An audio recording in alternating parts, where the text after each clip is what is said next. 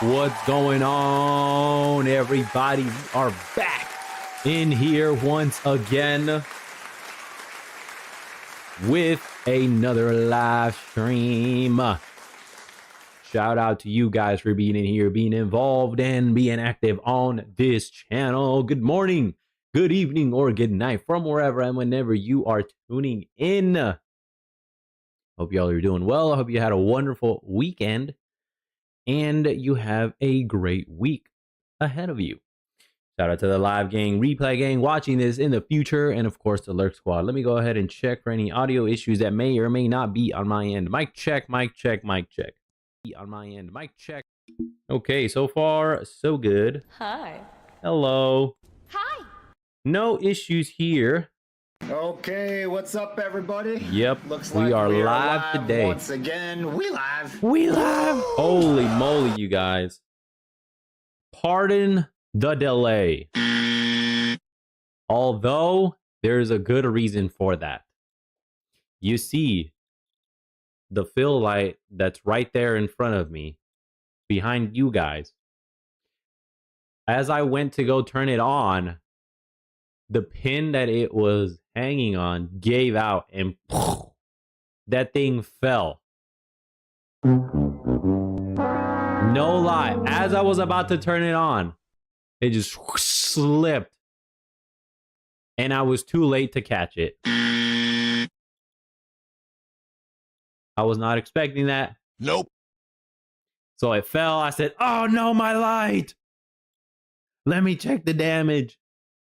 So I came further back around my desk and was checking the damage. Did it turn on? Yes, it worked. I was like, okay, whew, that's great. It still works. It has some scratches though. Has a few scratches, unfortunately. It lived though, it survived. And the majority of my time was spent looking at it. I was like, oh, is that okay?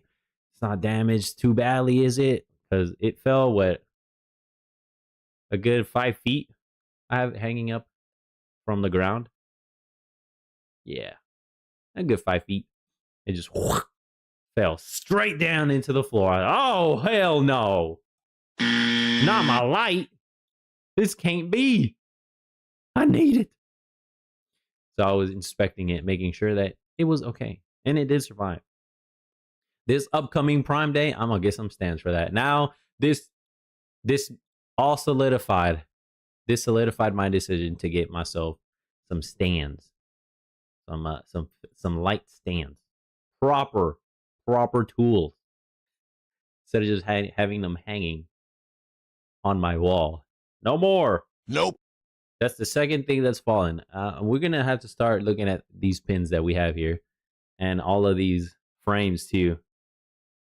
All these frames. All the pins are in there. I'm going to have to start double checking them.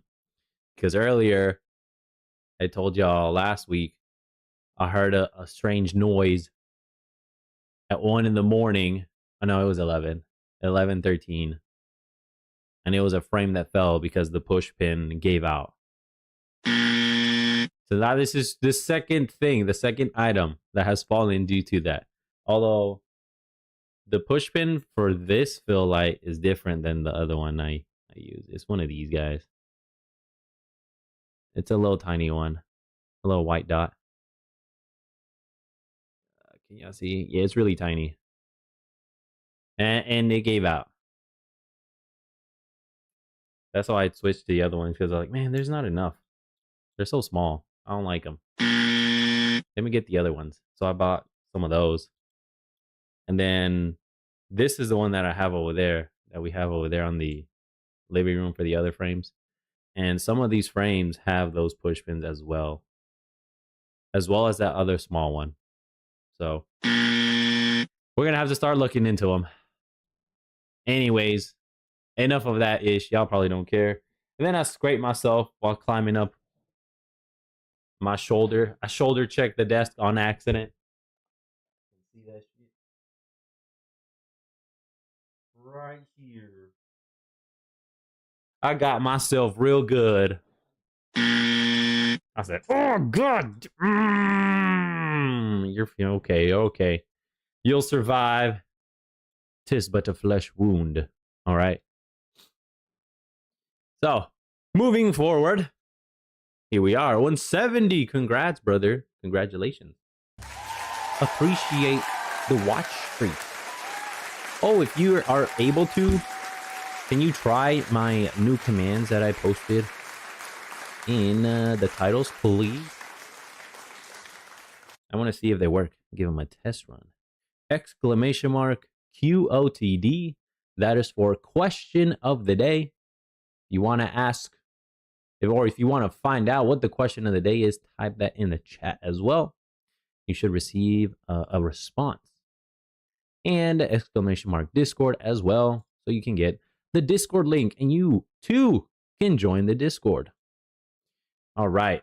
We are here to discuss the OB37 Bastet update, God and item balance coming to the game.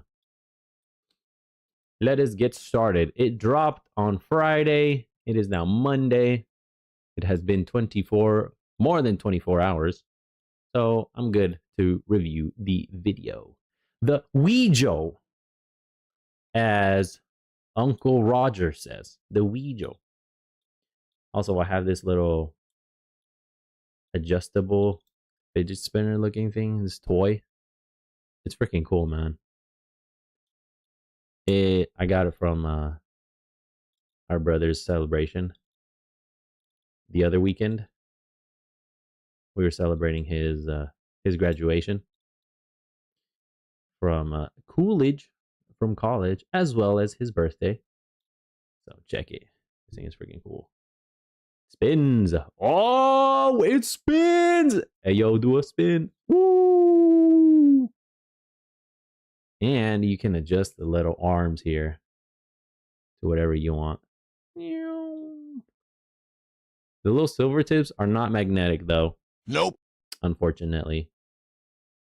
If they were, that'd be even cooler because you could connect them and create all sorts of interesting designs, right? And as we were over there at his party, I said, this reminds me of something similar. And then it took me a while to figure out. I said, I know what it is. I had to Google because I was asking people for help. Like, what was the name? Because they did a lot of ads for that series, that toy. What was the name of that toy back in the 2000s? And they were saying all of different names, and I'm like, no, it's not that one. Nope. It's not that one either. Nope. It's not that one. Nope. And so I had to Google 2000s toys for kids, for boys. Then I was looking through some pictures, and then I finally found it. I was like, this is the toy that this little guy reminds me of. And it's called the Bionicles. See, back in the day, they had a bunch of commercials for that toy, the Bionicle toys. I was like, yo, they look pretty cool. They had their own universe and everything. They had some cinematics. I said, yo, that is awesome. I always thought they were cool. I never had the toys, though. And this reminded me of that. Like, oh, my gosh, it's like a Bionicle. And you could move them around in ish and then replace the parts and kind of like a Lego, although not really. Just the part replacement thing. That was the only similar thing that I can think of right now. I said, oh, that reminds me of it. So I had a good memory lane walk down. So I'm going to be fidgeting with this thing here behind the scenes. Bam. All right, let's get started. Oh, also, have y'all been watching the World Cup? Yo, these games have been incredible. Some have me tweeting up storms, man, on Twitter. The first time I'm actually tweeting live.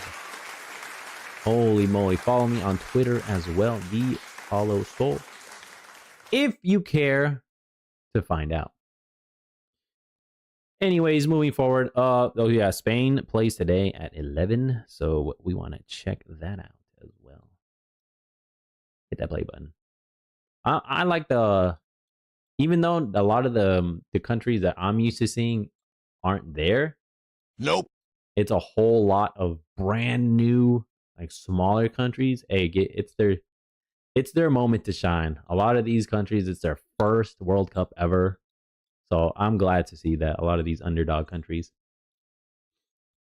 And I'm quite excited to see how it turns out.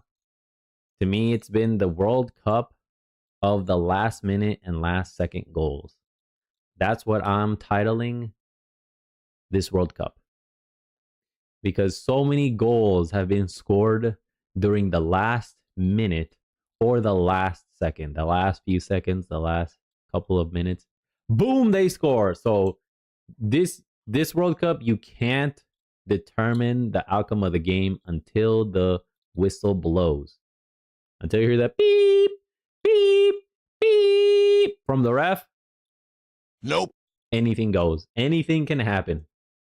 A goal can come in at the last minute, the last second. I've been enjoying it so far. I'm glad I came back to watching it. The last World Cup I saw the majority of 2010, South Africa. I still enjoy that one. My favorite one. And then 2014, I saw that one as well. Some games here and there. Not too much though. And after that, I haven't watched anything. Nope. So this is my first time coming back to World Cups. And I've enjoyed it so far. My first game was USA, man. We had to watch the States, man. The world's team, the team of everybody. That game was phenomenal. It was great. That's the first game that had me tweeting. Was the fourth game, right? Yeah. It was wild, man. I said, oh my gosh. I can see how some people would get addicted to this. I'm glad I'm not one of those. Nope. Although right now, this game has me tweeting up a storm. God damn, this is indeed a sickness. Whew. If you can't control it, you're sick, man. You're just sick in the head. Anyways, let's move on. We're here for the Titan talk. Let's get started. Enough yapping.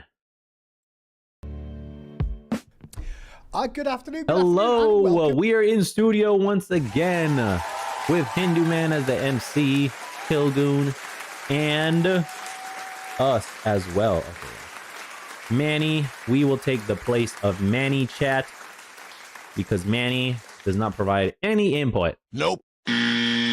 So we shall be providing the input in his stead. Shout out to you guys. Into another Titan talk.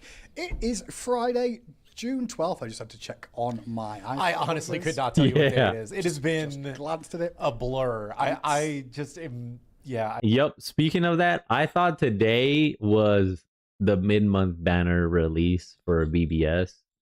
I said, damn, I'm going to do like an hour of summoning and then another 2 hours for the Titan Talk review.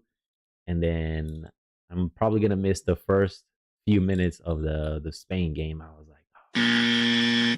I was a little sad. I'm not going to lie. Because I like Spain. Spain's a really great team. I like their football. Their style of football is great. At least from what I can recall. I haven't seen this new team. Nope. This new gen. So maybe it might be good. It might be bad. Who's to know, right?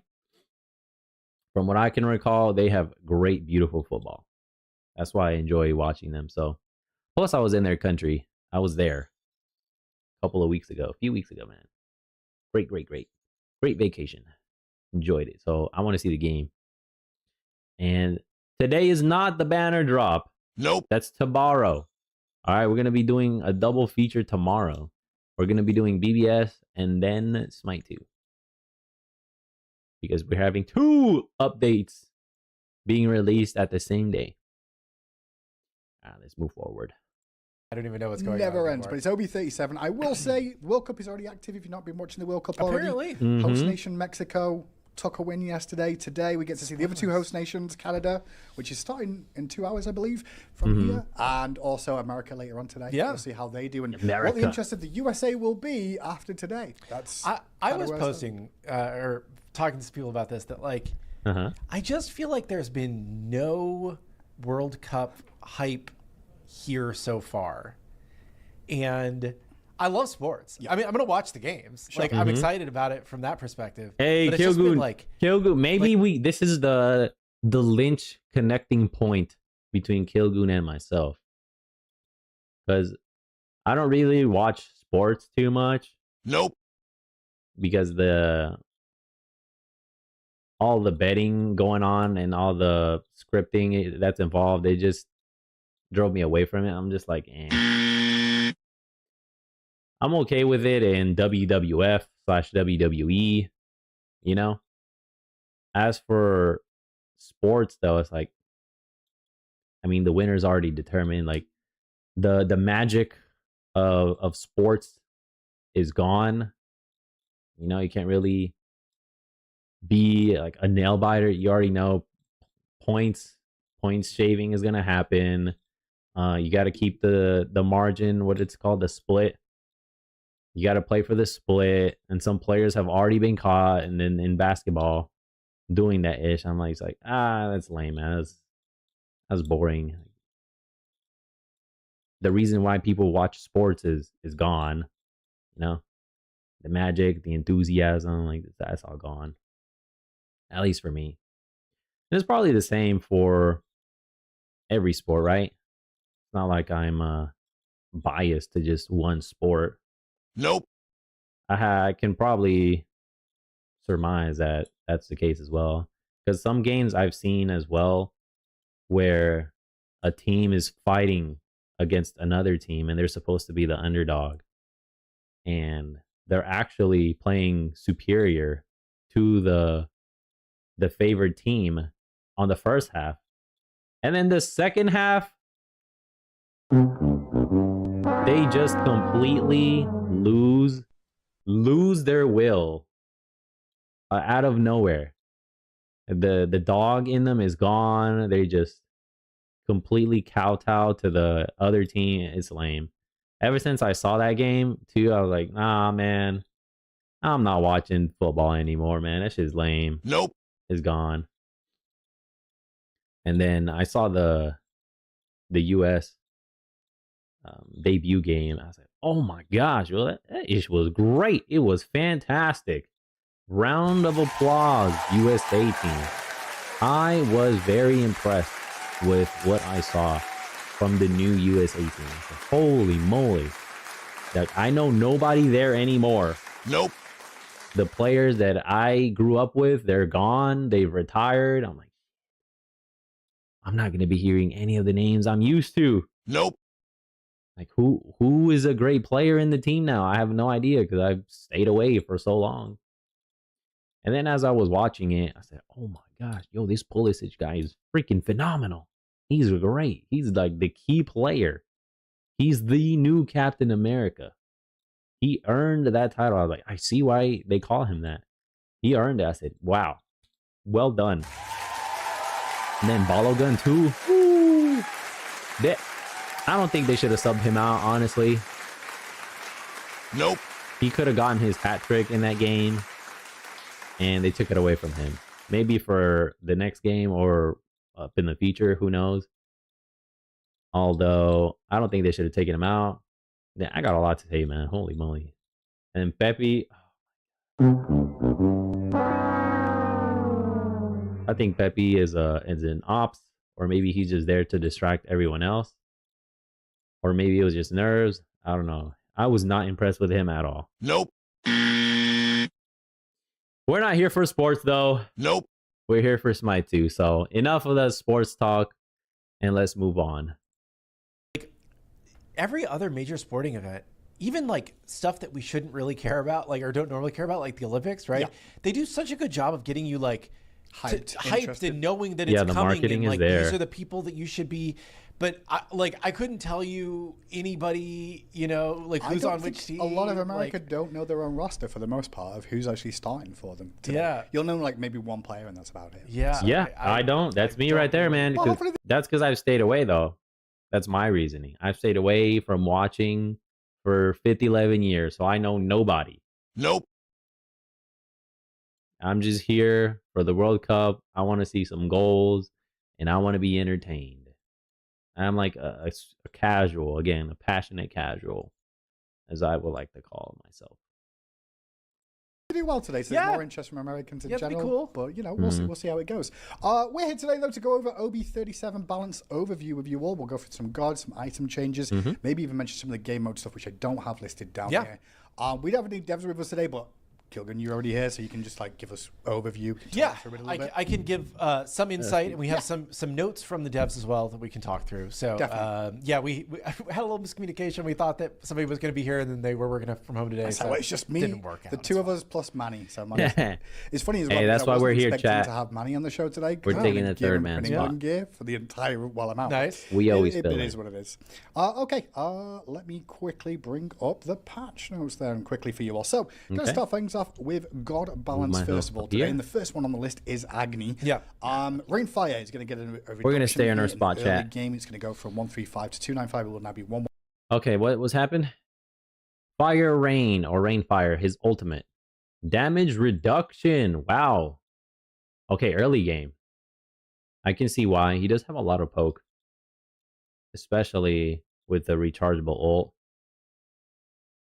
He just boom poke you, boom boom boom.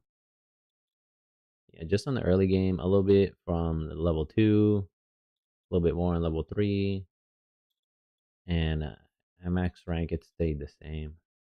Okay, I see. Understandable. That makes sense. He is a great poker and harasser. Pause. Anubis, Plague of Locusts, his 1. Damage scaling per tick reduced from 18 to 22% is now 16 to 20%. And Death Gaze is ultimate. Damage scaling per tick reduced from 20% to 18%. I see. That's probably going to be intelligence, I suppose. Yeah. Fenrir Brutalized. That's base Fenrir, seems like to me. Base damage increased. Brutalized, that's his 3. From 40 to 140, it is now 50 to 150. So 10 across the board. Okay. They're bringing him back up after those nerfs that he got. Let's see. In Horus, Protector Surge, his 3. Heal reduced from 40 to 160. It is now 30 to 150. I see that it is a lot of healing. He was going to get nerfed. I was expecting that. No surprise to me. Nope. I see why. 1-5. He just kept everybody alive, dude. Or whoever he was going to fly towards. He did a lot to keep them alive. And if people were in the area, boom, they get the heal as well for the little mini AoE healing there. So I see why. I understand why they had to nerf him. Yeah, so the dev note that I have here from the designers was that they don't think that Agni's late game power is too much stronger than other mages, but his poke, especially after hitting level 5, is some of the best in the game. Yeah. So we're trying to target a specific part of his power curve with this. Yeah.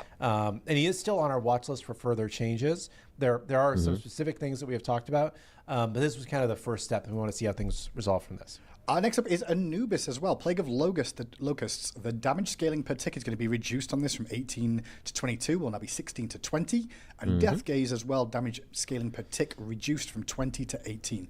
Overall, I'll say, I know we touched him semi-recently in terms of a bit of a nerf, but it just wasn't quite enough. Yeah, he's definitely less strong than he was before we nerfed him, right? Sometimes we nerf and the numbers barely move. This time, they definitely moved, but he is still one of the stronger gods.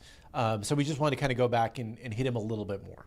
Next up is Fenrir. Now, Fenrir going to get a bit of a buff here to his Brutalize. Not a ton, but base damage increased from 40 to 140 will now be 50 to 150. I think some of that comes from the fact that Fenrir did take a couple of nerfs during the Echo period we went through, and so we're trying to bring a little bit of that back without the frustration being I think that now that the Echo stuff has been hit, he's not really been performing too greatly. A lot of his damage is Everyone tied... went, wait, you could crit on Brutalize? Shocker. But now we hit. A lot of his damage is tied into that Brutalize, though, right? Like, that is just a huge part of his damage. So just bumping that up a little bit on the base. It's not a huge buff, but maybe it's enough to bring him back into relevance.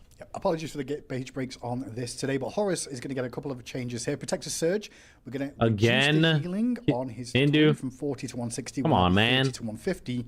Additionally, the protection buff has been reduced from... Okay. Dang it, man. He got a big nerf. Protection buff reduced from 10 to 30 is now 8 to 28. And that's just base form. Aspect. Damage increased from 70 to 190. It is now 80 to 200. And his ultimate to the skies. And cooldown increase. Yep, from 90 seconds to 105. Understandable. Quick. It's a relatively short cooldown on an ultimate that can transport the team. And fracture on aspect only, that's his 2. The cleave damage is increased from 75 to 235. It is now 95 to 255. Ooh, okay. Understandable. So he wasn't doing enough damage, it seems. So his mobility is what's the great thing about him in the aspect form. Yeah, here. I got him flexing now. Yeah. And Ishtar aspect, the 3 jolt.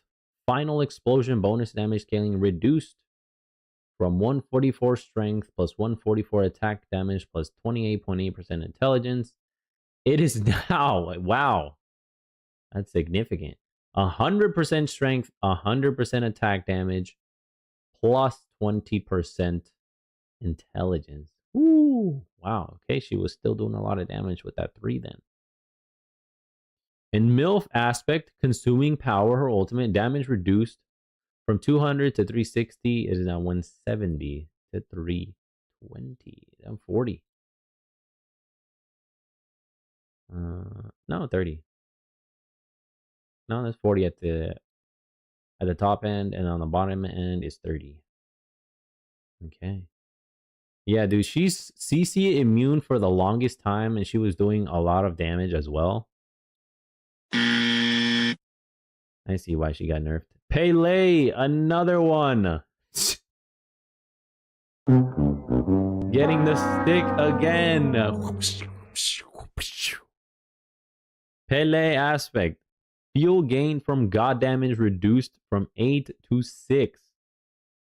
Fuel gain from minion damage reduced from 1 to 0.5. Oh my gosh. There might be more nerfs to her. She still refuses to go down and stay down. Aspect damage increased of the 3. 70 to 190 will now be 80 to 200. His ultimate to the skies is going to have a small increase in his cooldown by 15 seconds from 90 to 105. And the fracture, his second ability during aspect, will cleave damage increase from 75 to 235, 95 to 255. So I guess we discussed these both kind of individually. First of all, base Horus getting a bit of a tone down on his sustain for the most part. Yeah, I think we saw that base Horus was doing quite well, and looking at the numbers, I think we felt like the healing was a little bit too strong, and I think the ult was just up a lot. I think that needed Mofos would and not die. Aspect has been kind of underperforming, so giving it just a little bit more damage. He's been the ultimate combat medic. Ishtar next on the list here. Aspect for Jolt. Final explosion bonus damage scaling has been reduced a little bit on this. Was 144 plus 144% strength, 144 attack damage, and 28.8 intelligence. Will now be 100 strength, 100 attack damage, and 20 intelligence. So it is quite a substantial nerf.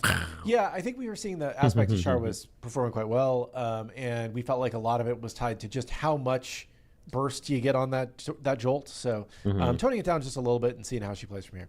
Morgan Le Fay also here on the aspect. Consuming power is going to have his ult damage reduced 200 to 360. Will now be 170 to 320. Yeah.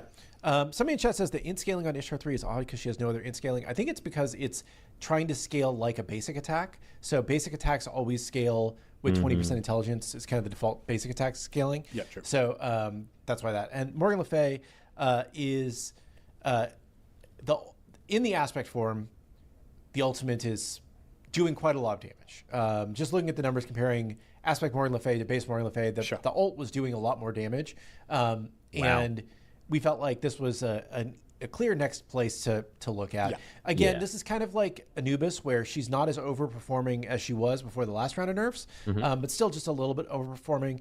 I think that, there's maybe still some other areas that we could look at on this, For sure. I think the ult does a lot, though, doesn't it? Mobility, long CC immunity. Sustain. Yeah. It's just a lot of that's in there to really allow that. So bring the number down a little bit. Yeah. Next it's up, tough to Pele kill her. aspect yet again. Speaking of people who just, it won't die. being It just nerfed. won't die. She has been the most resistant to being nerfed of any character that we've done in Smite 2, I think. Like ever But I in guess their she's still been history. overperforming. Still good.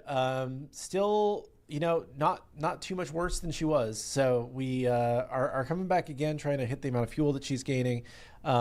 She is now going to have less fuel gain from taking god damage and minion damage. So we just takes a little bit longer. Takes a little bit longer. And we already changed some other parts about fuel gain in the last update. So we'll see. But she is still one of the most winning characters in the game at all skill levels. So Crazy. Yep. Okay. Damn. Pele aspect. Next up, Ratatoska aspect of Thick Bar. Oh, his aspect got hit. Ash Roll Acorn. Protections per stack increase. Oh, he got a buff. Oh, okay. Hello. Ash Roll Acorn. Protections per stack increase from 2 to 6. Is now 4 to 10. Heal now procs 4 times on each fire. Healing change from 3% max health to 1.5% max health per tick. So he got a buff nerf. Alright, it was too much healing percentage he got. Like, no, we cannot have that. Nope. So let's touch the protections and reduce the healing by 50%. And Thistle Thorn Acorn. Damage increased on targets is increased from 5% per stack up to 15%. It is now 7 per stack up to 21%. So an extra 6 overall at max stack. Okay. Thor. Wow, Thor is... Who is here? Thor is here! Thor! I'll let Inuki say that. Warrior's Madness, his aspect. Base heal reduced from 2% of max health to 1.5% of max health. That's his 2. Yeah. Or his passive. No. Warrior? No, his 2 is something else. Berserker Barrage, that's the 3. Mjolnir's Attunement. I think that's the 1 or the ult. It seems like the ult. Looking at these damage numbers. It might be the ult. I forgot, man. I'm not a Thor player. Nope. Okay. Mjolnir's Attunement. Damage reduced from 50 to 230 is now 45 to 225. Alright, just a little bit. 5 across the board. Scaling reduced from 45 to 35%. Of what? I don't know. Probably strength. Mjolnir's Attunement aspect. Oh, that was just regular form. Okay. They should have put base separate from aspect. I don't know why they jumbled it all up together. They sandwich aspect into base and then an aspect. Didn't they used to split them up? Base here, aspect here, just consolidate everything. Wonder why they didn't do it this time. Alright, that was just the base form. In his aspect, the strength scaling is reduced even further from 35% to 30%. Yeah, because he is pretty tanky, and just having him do a lot more damage. Nope. Can't have that. And Berserker's Barrage. Spin strength scaling, that's the 3, is reduced from 35 to 30%. So he's getting nerfs overall, yeah. He got the Ashwell stick. Acorn protections per stack increase from 2 to 6 will now be 4 to Doing 10. too much, Thor. Heals now procs 4 times in each fire. Healing changed from 3% max health to 1.5% max health per tick. And Thistlethorn Acorn is also getting a change. Damage increase on targets is increased by 5% per stack, up to 15%, to 7% per stack, up to 21. Overall, buffs for Aspect Rat. Yeah, buffs for Aspect Rat. Going to deal a little bit more damage and be a little bit more tanky and heal a little bit more. So we will see. We'll see exactly how it plays out. But I think we understand that Rat released a little bit weak. We're continuing to look at Rat and seeing what we can do there. And last on the god list here is Thor, Warrior's Madness Aspect. Base heal reduced from 2% to 1.5% of max health. I should have listed these a little bit better, so this is on me, but 3 aspect changes here. Warrior's Madness, Mjolnir's attunement during aspect is going to have a strength scaling reduction from 35 to 30, and Berserker Barrage in the aspect, spin strength scaling reduced from 35 to 30. Mjolnir's attunement, however, in Thor base, we'll also see a reduced damage. It was 50 to 230, will now be 45 to 225, and scaling reduced from 45% to 35%. Yeah, so I think we felt like Aspect Thor just kind of gets it all, right? The damage numbers were still quite high, and he was getting the heal and the tremble, right? So reducing the heal, reducing the damage, kind of just trying to bring that more in line with what the vision is, where it's, should still be a tankier version, that has these other benefits, but not doing quite as much damage and not healing quite as much. Really leans into more of the supportive playstyle that's supposed to be, rather than be able to build strength and be pretty competitive. Yeah. And then base Thor still also was good, so we just did a little bit there. That's a little look at Thor. Next up, we'll move on. So we have a lot. Okay, that's it for gods. Not too much of a long list for gods. Nope. There's more for item, though. All right. Physical components. Strength-giving component items are being turned down this patch. The goal here is to reduce early game in-hand power a bit, basic attack power, while keeping late game power at about the same level. Across the board, Smite 2's gods have higher basic attack power, and strength items were also giving quite a bit more power per cost towards in-hand basic attacks. Okay, I see. Yeah, dude, that's another thing. So the strength was always higher than the protection by like a lot. It certainly felt like a lot. You'll say, oh, it's just 10 strength versus 6 protections or 7 protections. Right? Didn't even mean to do that on purpose. Nope. Buzzer for that one. Although it is the numbers though. It's for P-Cloak. 6 protections for magical, and then 7 for physical. Or you flip the numbers. 6 for physical and 7 for magical. It's those are the numbers, right? And it didn't ever feel like enough. Nope. Whenever you face off against an opponent that has strength, a tier 1 strength item, it's like, oh, they're getting 10 strength. Like the protections I have still are not enough. Nope. To dampen all of this damage that I'm receiving. So they're taking that into account now. By having, hey, Fujin, good morning, my guy. How are you doing? Are you prepared for tomorrow's mid-month banner release? Hey, you got a day off? Congratulations, my friend. Congratulations. Are you gonna watch the World Cup? Perhaps? Are you into the World Cup? Can perhaps be entertained by some of the teams. Been a great World Cup so far. I've been enjoying it. You've been working like crazy since being promoted. Oh, you got promoted. Hey, congratulations, my guy. That's another round of applause here for you. I'm happy for you. Great things, or it's great to hear things are going well for you. Transcendence, max mana reduce. Oh, they did mention this part here. Lucerne Hammer, strength reduced from 35 to 20. So no strength. Yeah. Dude, I always felt like, especially ADCs, every time they would hit me, like, dude, they hit so hard. Why do their basics hurt? Like, ow. Like, I have this protection item. Is it even on? Hello? Is it doing anything? It certainly doesn't feel like it. Nope. And that's because overall, just in general, their basic attack power, the in-hand power for gods, is higher in Smite 2 than in Smite 1. So everybody was double dipping in, especially the offensive characters were double dipping in with the increased basic attack power and the boost from the strength they would get from items as well. That's like, that's why they hurt so much. But tanks are too OP. I'm just saying, man, that's just pure propaganda against frontliners. Here. Yeah, it's a lot of text, but some of it is because we're doing a lot of item changes in terms of old stats to new stats.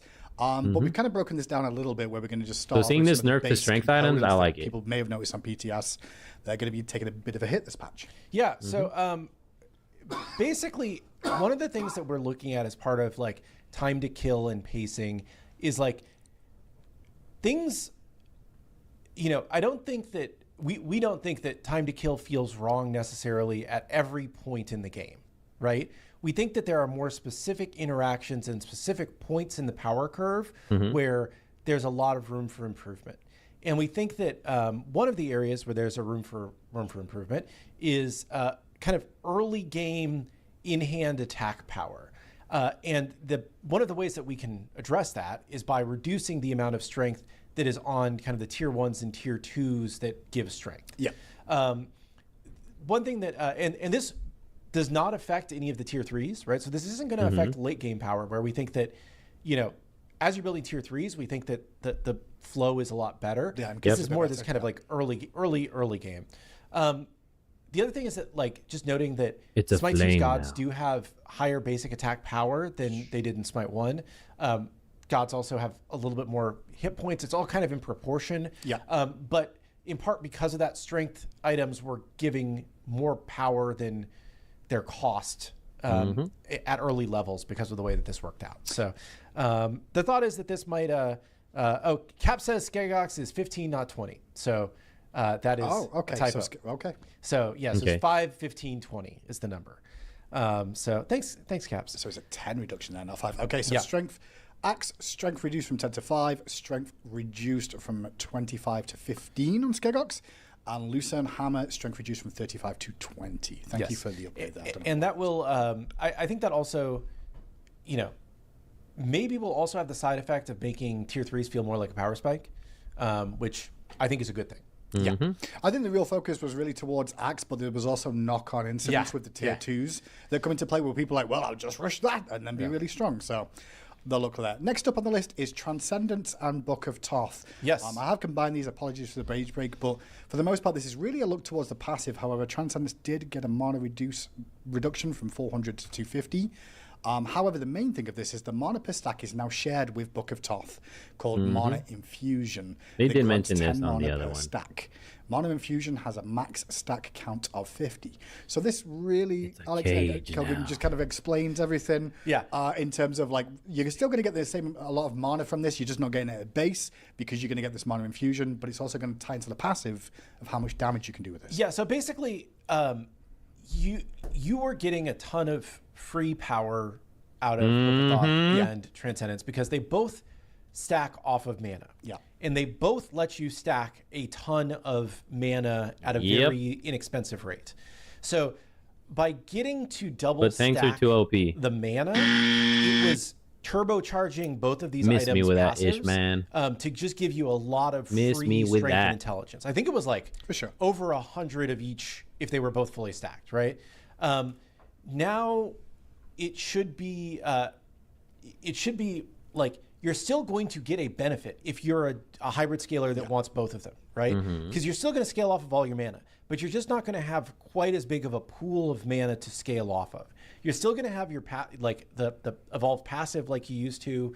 One thing is because they share the stacking passive, if you buy both of them, you will now stack faster. True. And because they share that also, like, you know, you'll get the benefit when you buy the other one, right?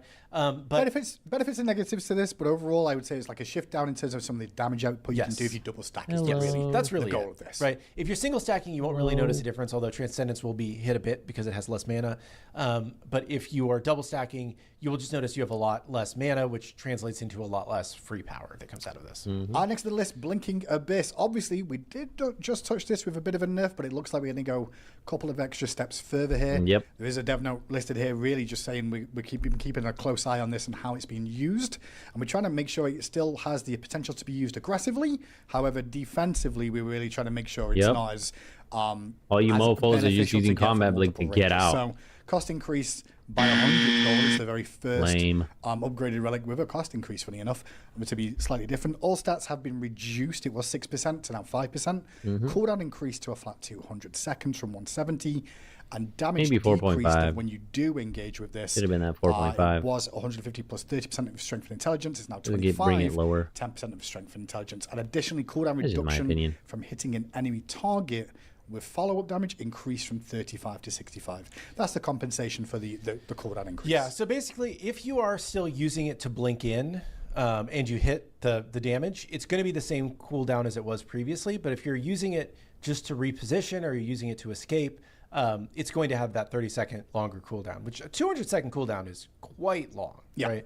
It's also going to be more expensive. And again, like, it's going to give you less stats. And I think one of the bigger understated parts of this is the reduced damage, right? Like, that's a big hit, going from 25 plus 30%, or excuse me, 150 plus 30% to 25 plus 10%. Yeah. So a lot of the, like, super fast TTK blow people up moments You call in, involve blinking in, and the extra damage that people were getting from that was definitely contributing to a lot of those scenarios. Especially in the late game when you've got all those items online and that scaling comes into play, for sure. So, you know, we'll definitely keep an eye on it. To the moon, man.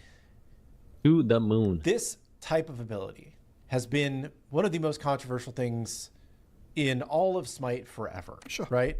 And we have removed it and we have brought it back a lot of times. We're still trying to find a healthy place where it can exist in the meta, because there are people that passionately enjoy it, and there are people that passionately hate it when it's too strong, right? So we're trying to find a good spot for it. Blinking Abyss. Next up, we move on to really the crux of the majority of the rest of the changes. Plating and dampening. It's gonna get nerfed. We are revisiting plating and dampening as stats in this patch. Initially, we wanted to give plating and dampening items fairly high amounts of their own mitigation on each item picked up, allowing you to flex to counter certain types of attacks by buying them. However, because of how these played with protections and mitigation already, that meant we couldn't put much protections on items that had them, if at all. And that made these items less attractive to pick up in a build. Really? I always made these into my... I incorporated these into my builds, man.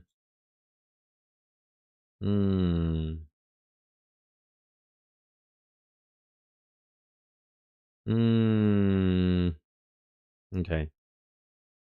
Instead, we're moving to reducing plating and dampening on individual items, but combining them with protections.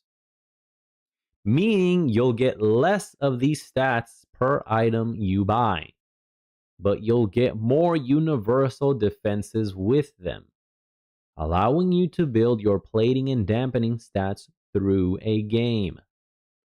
Along with that, because there are less plating and dampening items in general, we're adding the stats to older items that previously didn't have them as well.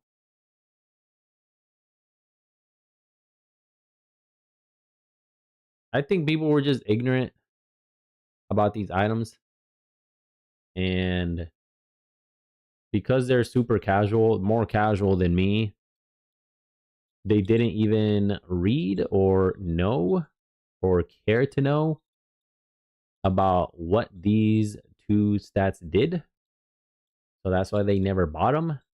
And they just thought, oh, I'm just going to stick with protections. That's it.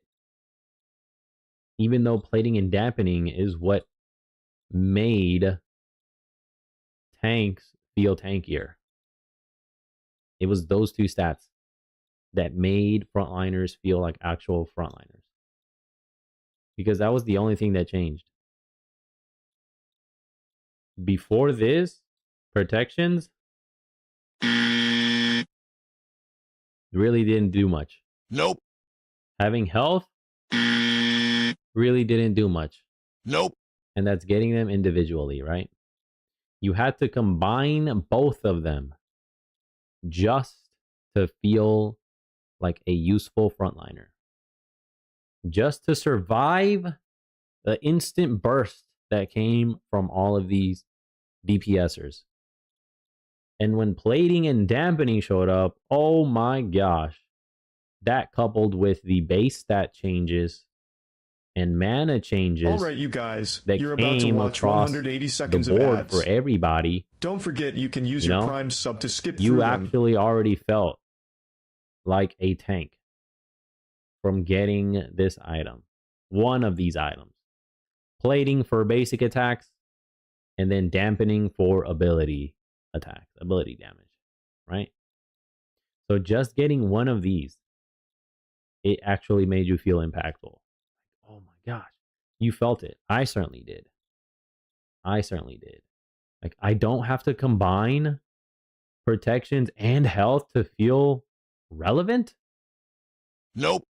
Holy moly, that just opened up a brand new avenue for me to build. And I guess I was in the minority because people weren't buying plating or dampening that much. Nope. So now they're going to reduce the amount of plating and dampening those specific plating and dampening items had and incorporating it and spreading it across the other items. And then adding some protections to those plating and dampening items while reducing the original effects of those items. Damn, unfortunate, although I see why they're doing it. Since people are too lazy or disinterested into informing themselves and creating their own builds, they're just gonna incorporate the item building for you even further than what they're already doing. Really, really holding your hand is what it seems to me. In terms of items, which is all about plating and dampening. We brought those items into the game, some plating and dampening items, Gilgoon, and then over time we've kind of waited for them to play out a little bit, see how they've gone, and now we're going to be making some adjustments to these to make them more of a secondary stat, a part of your building defensively. Yeah. So we feel like plating and dampening. It is my belief that you should not start your sentences with "I feel" or "we feel." Nope. It's way too subjective when you're trying to provide an objective statement, right?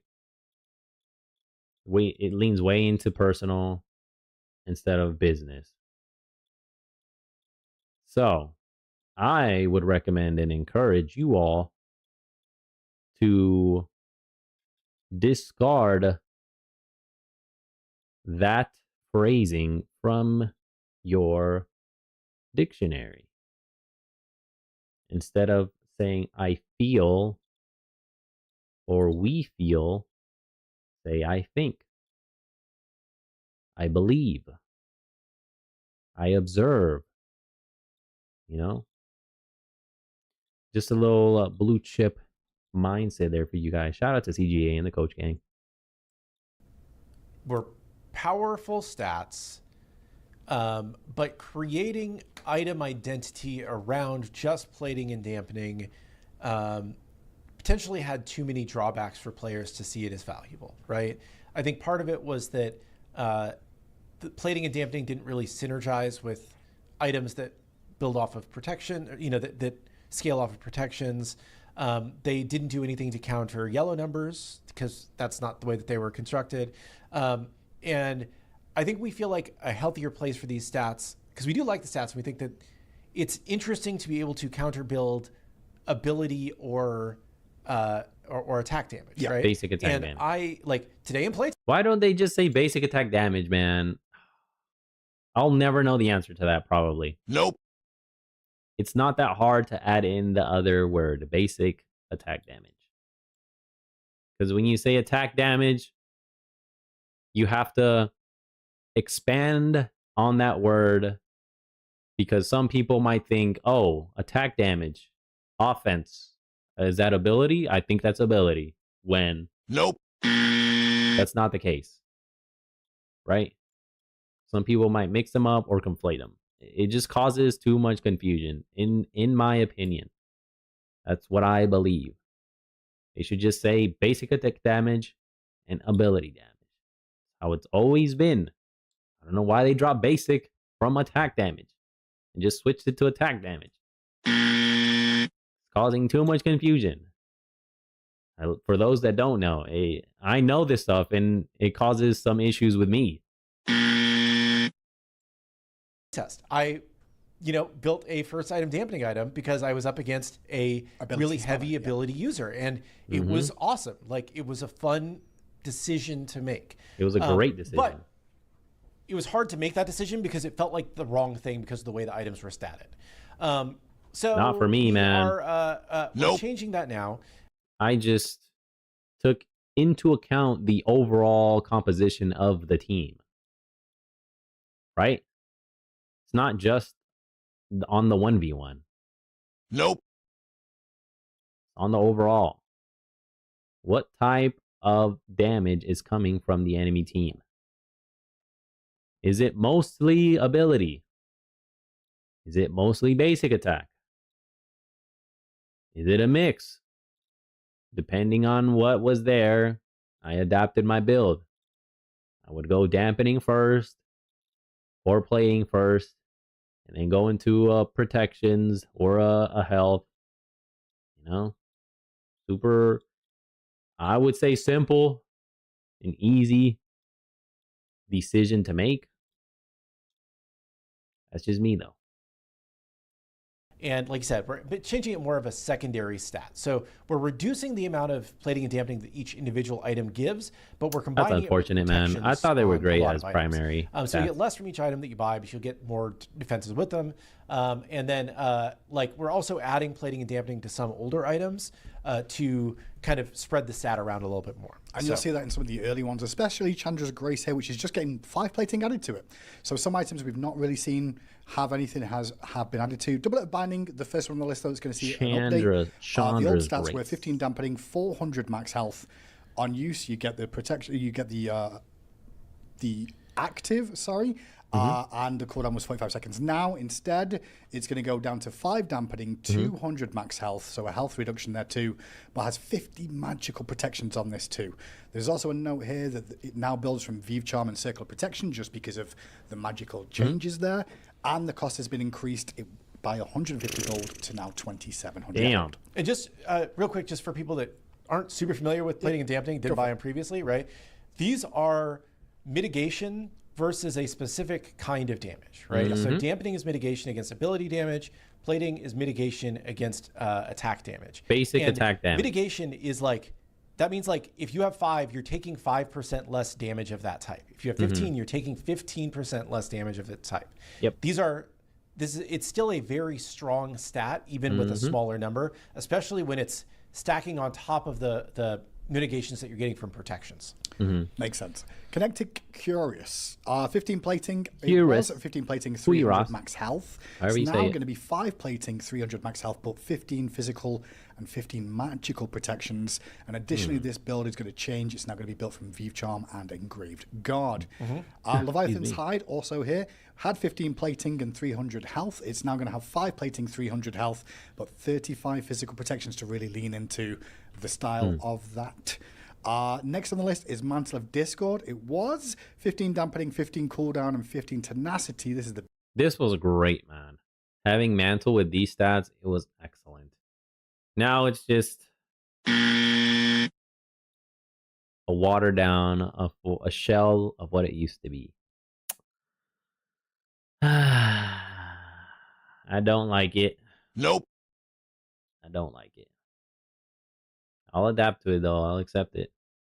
Biggest weirdest change is really 35 physical protections, 35 magical protections, and 15 tenacity on this, and now builds out of Engraved Guard. And when it procs, you get the 15. Yes, I was going to mention that. Yeah, There is the additional proc there. You can see, But it's just 5 now has that seconds, as well. man. So really, a really great item. Yeah, I think it's probably pretty And the cooldown is gone, In my brother. opinion, we'll see. I'm sure the community will let us know. With Mantle of Discord, Pharaoh's Curse, another one here, had 20 plating, 250 health. It's now going to have 5 plating, 30 magical protection, and 250 health. So really just losing 15 plating for 30 magical protections as part of this item.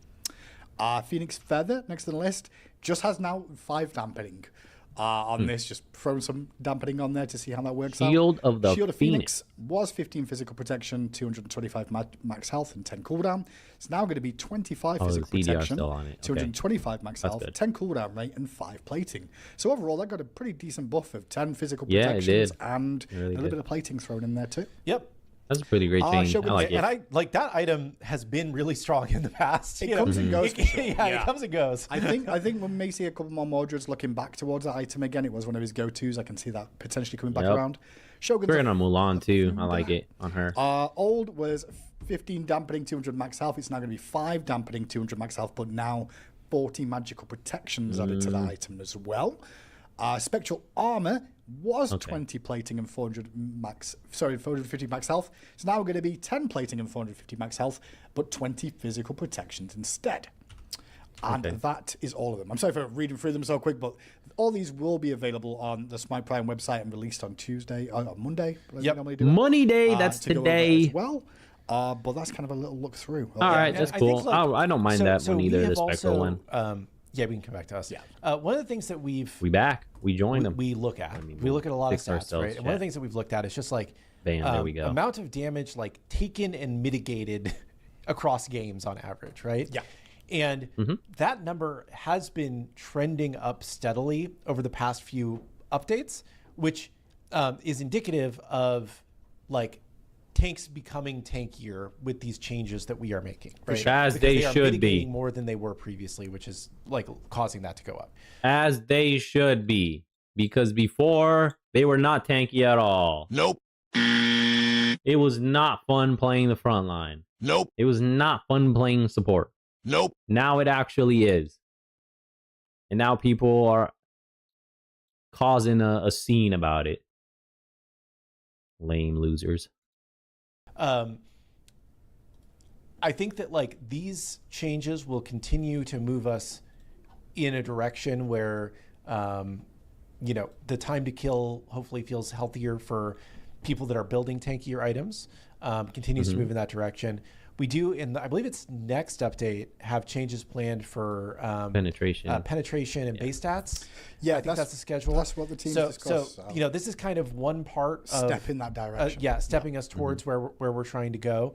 And you know, I think that like, you know, That's again, a tiger shirt. playtests are limited data. Thought it was But in our birds. playtesting, it's felt like a positive improvement to the flow of things. I will say we release, with the updates we release every 2 weeks, it does take a little bit while for the general populace and the general community to get to grips with the changes and really feel the impact of them in games. And so sometimes when people are saying the meta is very quick and there's a lot of burst damage, it's actually already slowing down, but it just takes a little bit longer for it to come through. Yep. I can see the social media at the moment. Some people are saying tanks are too tanky and can 5v1, and then other people are going, I just get nuked really early. So that's kind of the goal, to find that wiggle room that feels good for both sides. And then I was going to read out some of the game mode stuff real quick. I did miss this off for today, but we did have a couple of game mode updates for Conquest and for Assault as well. I can pull them up real quick if you want. Okay. Can we just read them out? Yeah, you can pull Assault, you said. Hello. So Conquest, lane minions starting at 25 minutes gain a stack. Sorry, lane minions starting at 25 minutes, they will gain a stack every minute. It'll increase their damage dealt to towers and phoenixes by 1.5% and also reduce the damage they take from towers and phoenixes by 2.5%. Yes. So overall, they'll get a little bit stronger against towers and phoenixes and tankier. be able to survive a little bit longer. Oh my gosh. OP minion number 312.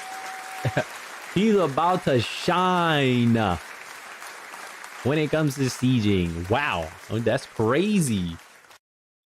OP minions incoming. After 25 minutes, all right? After 25 minutes. That's the caveat. That's the caveat. Context matters.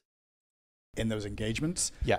The minions will kind of just like by default become better pushers as the game goes on. It's almost like they've leveled up by dying over and over again. Yeah. Like, okay, we'll come back with a little bit stronger this time. Yeah. And what we've seen in Go. playtesting is that Minions shining.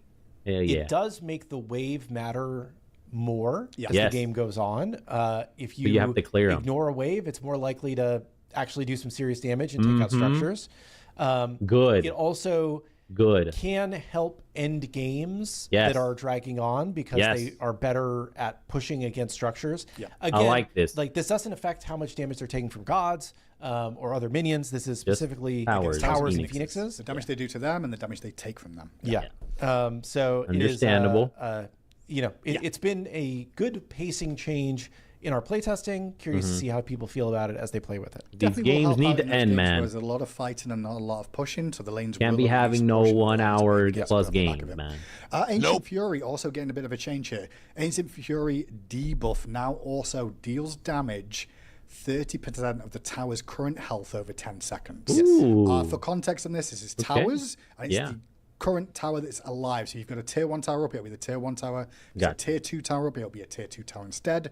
It'll take 30% of the tower's current health over 10 seconds. Yeah. What about so this is really Phoenixes? just to whittle them down a little bit more. Yeah, I think that we felt like Ancient Fury wasn't doing Make it do more, yeah. as much as we want it to do. So I think this is helping Make it look like more of a appealing objective to take. That's pretty good. I like that.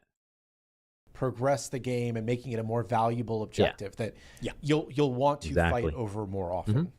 And then the last one I've got down on here is stuff to do with the Moonlight phase once again. And Moonlight, we've increased the capture speed of the Ritual Site. Ritual Site gold rewards now scale, so you get plus 20 gold every Moonlight phase, up to a maximum of 150 team gold. We've increased the number of shards dropped from the Ritual Site from 25 to 40. Damn! Decreased the number of shards dropped from the Moonlight Queen Naga from 20 to 10.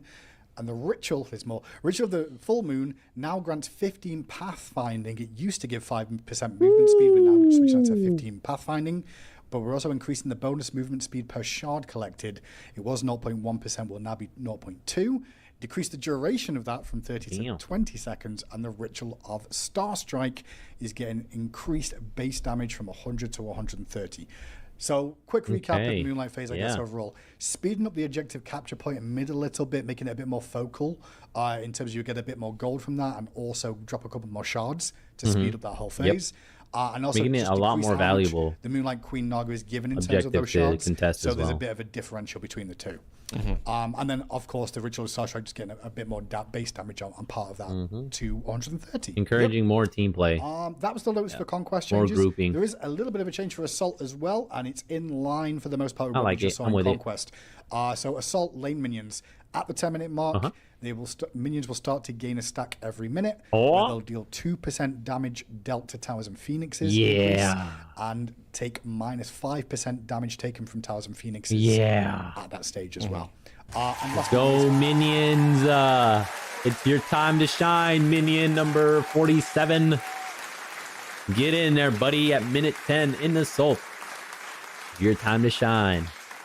we lowered the start time at which respawn time is begin increasing from 15 minutes to 12 minutes in Assault, just to affect those respawns a little bit more.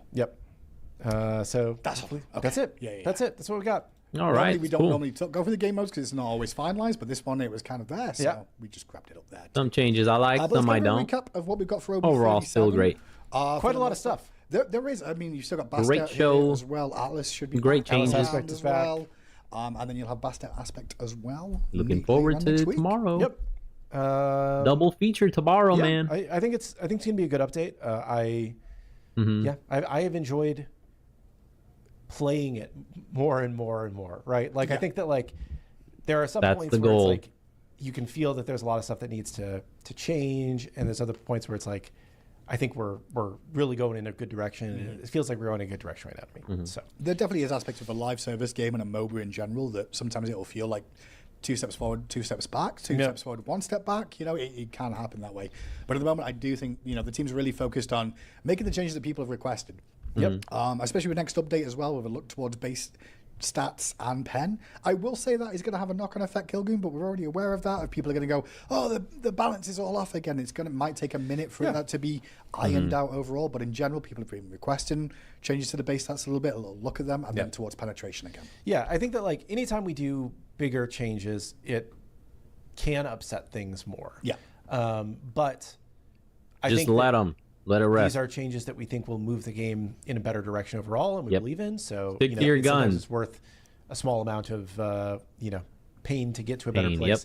And hopefully we don't even have to deal with that, and it just goes perfectly and everything's great. But there will almost certainly be a couple of outliers that we need to address. Definitely. Link to the patch notes, please. Full patch notes won't be available till Monday. These are just overview notes. You can find them on the Smite Prime website. If you head over there, they should be available for you to just recap for any content creators that want to recap them, or you missed the show or don't want to watch the show and just read them yourself.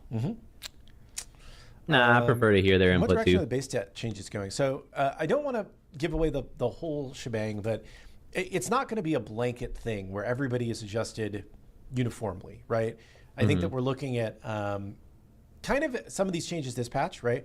We're about specific, moments where the time to kill feels bad, right? Yeah. Or specific, class versus class imbalance. Not that we really have classes, but like the way that, historically we thought about it, So I think that we're trying to DPSers see more versus of that approach. non-DPSers. And I will not say anything more because there's a lot still in flux that we're experimenting with. But I think that hopefully it turns out really well. I'm going to get on my soapbox for a second. Do it. We got nothing else going on, so yeah. Chad is upset that there is not a magical spectral as part of these changes. Okay. I don't like that we ever added a magical spectral, and I wish that we had not. This is my personal take. I was not involved in this design decision. I don't know why they decided Interesting. this. All right, it's a scoop. Because this was a decision that was made while I was camping last Friday. Was when they decided exactly what they were doing with some of these items. Down. But I don't think I like when you have to make decisions about what items you're buying. And it's not just like, I will always get to purchase the perfect thing for any given situation, right? And it's like... There's never a perfect solution. Nope. Ever. This is what you people need to hear, understand, and accept. There is no perfect solution. There are only trade-offs. What are you willing to live with? What are you willing to live without? You can't have it all. Nope. That's not how life works. Not how the world works. Not how reality works. Right? If you think so, you're just some delusional nut job. And seek some help. I am okay with, I need to buy the item with physical protections and the anti-crit, even if the enemy crit person is a magic crit user, and then I just get magical protections elsewhere. Like, I don't think that's necessarily a problem. Yeah. I think it's more interesting than just having two versions of the same item. That's my take. Yeah, I mean, the other option is what, put is it a 20 physical protection on Spectral, put 10 magical and 10 physical? Yeah, but I hate... That's what you want? I don't like multi-purpose items. I like when items have an identity. Yeah, I understand. Right? And it's like, I buy this because I want to do this thing. Make and it's niche like, then items. don't let magical characters crit if you don't want us to have options to combat them. You do have an option. You buy the item that has physical protections and anti-crit because you're buying it for the anti-crit. Because even ignoring the protections, if it makes crits do 20% less or whatever, right? That's a 20% damage that you're getting rid of by buying this item. For sure. It's still good, even if it doesn't have magical protections on it. Yes, exactly. Well done. Well said. Well stated, Kilgoon. What was I gonna say? I completely blanked out. It might come back to me. I'll just resume. Like, people want everything to be absolutely perfect for any scenario they're in, and it's like, it's not the way the world works. Like, you know, I feel like it's just still so good, even without magical protections on it. But anyway, this is my still a good item. This is my take. This is not necessarily Design's take. This is just my personal take on it. Makes sense. I wish. Oh, it was along the lines of magical crit and physical crit. Isn't crit just crit? Right? Whether it's a mage ADC or a physical ADC that's doing the critting, crit is still crit. It's a separate damaging component from the magical or physical aspect. It's just another layer that's on top. Because to me, magical crit and physical crit are the same thing. It's crit, right? That's the overall umbrella. It's crit.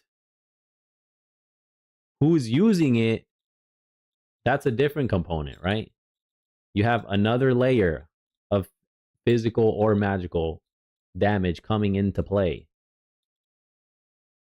Overall, though, it's crit. So what do you want to buy when there's crit on the field? Anti-crit, right? Anti-crit. And now they removed the plating on Spectral, or reduced it, I should say. They reduced the amount of plating that you used to get on that item, which would work even better against magical and physical critters. It didn't matter. Nope. Because you had a high plating, which is a counter to basic attacks. And crit amplifies that. It's like another layer of it's a stronger basic attack, right? So you were double dipping on that. Irrelevant of the type of damage the character enemy was doing to you, you were still winning. And now they reduced it severely, which RIP, I really don't like. Oh, I understand. So I'll accept it and move forward. And then they added some physical protection just to keep it more appealing for the players. Because otherwise people don't buy it. Still. Nope. They're going to be like, oh, it does less dampening or less plating, I mean. People still probably didn't buy it. I mean, they only bought it because they know it as the anti-crit item. Right? So they still may get it. But now it has the physical protection, which is causing the issue here. And confusion and the turmoil, perhaps. So now if you want extra physical protection or extra protections against the physical critter, boom. It makes Spectral a lot more appealing. But we don't have any magical protection. Where is that one? How do you feel about the match? Well, I think it doesn't matter how you feel! There we go. Thank you, Rock. Thank you for chiming in. Providing your 2 grains of rice there. But why don't we have any magical protection crit? It doesn't matter why we don't have any magical crit protection. We have Spectral. It's the anti-crit. You want anti-crit? Get Spectral. Boom. And maybe Kilgoon, not Kilgoon, Hindu. Maybe Hindu has a better solution to your quarries in saying that maybe Spectral should have 10 physical and 10 magical, right? That might be the best solution. Although I do understand what Kilgoon is saying. He's like, no, man. Nope. F what they want. This item is doing this. It's a niche item. It's only supposed to be doing this. Why you're trying to force it to do something else is goofy. It shouldn't be happening. People are going to be complaining, though, for forever. They'll never be appeased. That's why F them. Just move forward. Move forward. Keep the train going in the same direction, forward. Wish we had never done it in the first place, Mm-hmm. because now we are going to have questions about it forever. And Yep. maybe design actually wants to bring it back. And if they want to, that's fine. I'm not going to tell them not to. But I just don't think it's good for the game, personally. Mm-hmm. Somebody did ask, are we ever going to get to meet any of the new devs on Titan Talk, or do they prefer to stay offline? I know you mentioned a few times in Titan Talk. I think in the long run, you probably will see one or two. I don't think there's any pressure from us to force them on the show just yet. They still get to grips, but it's also one of those cases of like when the time's available for them as well. Yeah. So Austin, I'm not going to say no. But. Yeah, Austin is has been on the show once, I think, and he just is not a I want to be on camera kind of guy. I get like, it. I don't think I've seen him. Like, Nope. and he'll probably be on the show when he has a new god coming out. Like, I would expect that he's on the show talk about his every once in a great charisma. while, right? But not at a regular basis. It's not what he likes, right? sure. That's his thing. Understandable. I respect is that. like definitely still just like new on the team and getting to grips with stuff. Love to have him on the show at some point when he feels Who? on the team. And other new designer is like definitely still just no like name. new on the team and Nope. getting to grips with stuff. Love to have him on the show at some point. He's when just he the new feels, guy. That's it. up to it. But again, we're not like pressuring people to meet the community and be on the show because like Throw him to the fire. it's a lot of like public pressure, I guess. Yep. once people- Everything you can say gets taken out of context or put into a context. Dissected. I do get it, and it's a lot to criticized, put on shoulders as well as mocked. still being a dev of the game and trying to make Yes, the game too. yes. So no real pressure there. Yep. As it is with the internet. Would an item that does damage based on your own hit points, like a hit point based gladiator shield, be overpowered? I don't think so. I think there's actually one of the items in the game does that. Is it kinetic cuirass, or is it because I think that scales off of your Prots. No, one sorry, of sorry, them I'm is thinking health. of someone else. Yeah, And then also Cersei's damage scales off of health. So there are a few things that scale off of health. Cersei's Hexstone. And we're trying to make that viable. There's some people enjoy like the community is insane. Don't force them to enjoy this chaotic mess. I'm not like No. Yep. overall the community is so varied at this point in terms of who's in chat. You've got some real hardcore players at the top end of the game. You've got some average players and people who are returning going nerf this god because I've seen it in my games every week. Like there's a good plethora of different people. There's a with diversity personalities pool, here. yeah. But also A it's diverse it's pool. not always easy to like sit here talk to everybody and just try and be open because most of the time you can't always be fully open because sometimes I get in a lot of trouble for just saying stop complaining about silly things, but it is Yes, I'm with you, Hindu. I back you up, my guy. I support you. You gotta tell them to. Know your role and shut your mouth! That's right. That's right. If you think you can make a better game than Smite 2 devs are doing, by all means, go ahead and make it. Otherwise, Know your role and shut your mouth! that's right. That's right. Can we nerf Hindu Man? I'm already nerfed. I feel like it. Every year just feels like I'm No, we need to buff him. Buff Hindu Man. Buff him. We need more people that say no. No. Shh. Be quiet. No. We need more Hindus. Have we seen the Chronos Infinite Int from multiple ability 2 procs? Do you know how this will be changed? No, we're not changing it. We're leaving it in the game. It's PTS. Yeah. Oh man, Hindu's funny, man. He loves to create chaos. That's funny. It makes for great content. I will say that. It'll be funny. We intentionally release characters early on PTS because we want to see what break cases you guys find. And some of them helpful. That's really super helpful. helpful. Some of them we know about, right? There's some things that people are reporting about Chronos that we're like, yeah, we knew that. It was on our list to fix. It just didn't get into this build. I don't know if we knew about the double in, you know, the Meriden? The one that people are using to get like a million int or whatever. Sure. But like, it was found A really million quickly. int? And it'll be fixed before it ever hits the live servers 100%. because that's not something that we want to have happen, right? It's literally like I guess it's the test server what if we is just doing left it? its What if we job. just left it? What if we just left it when it's intended? You know, like, what were they thinking? Yeah, it would be fun. No, it was part of PTS. You're going to find additional bugs, which is really helpful to us. The dev team do check in with a lot of the content creators who stream in the evenings and like showcase the PTS whenever possible. We pick up the bugs regularly as often as possible. Plenty of people report to us as well, so they do try and get action. One or two may slip the noose in terms of like we don't pick it up straight away, or it takes a little bit longer for us to fix them intended. So. Yeah, play test. I mean, another really good thing that came out of PTS this time was we saw that like a few players in particular were really breaking Bastet's cat a lot. The 3 cat, I think it was.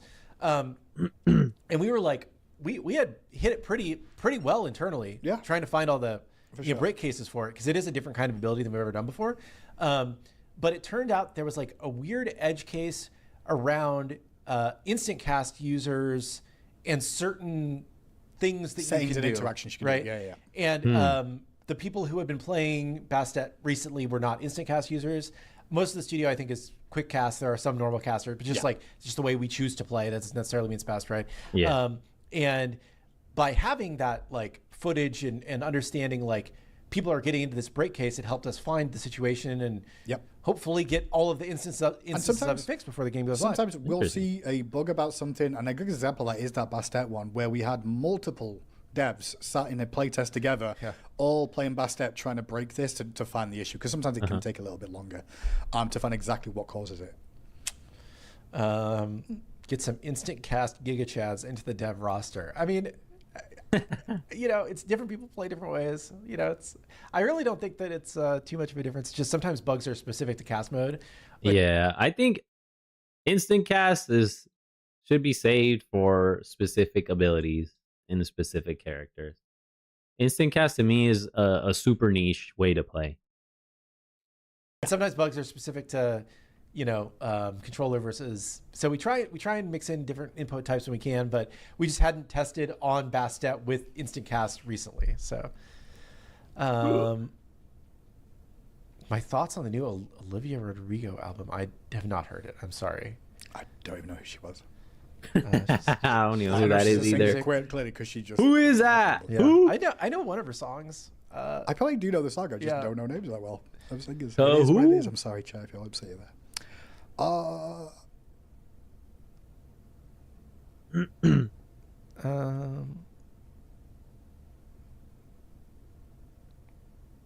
Did y'all see the bug with Chronos? More bug where you could get trapped above the wall with Ragnarok's Wake. Yes. Yep. One came through. We always knew whenever you put like a rewind or something like that in the game, you're gonna see some edge cases of things where you're like, you can go all the way back there. That's kind of neat. That was crazy.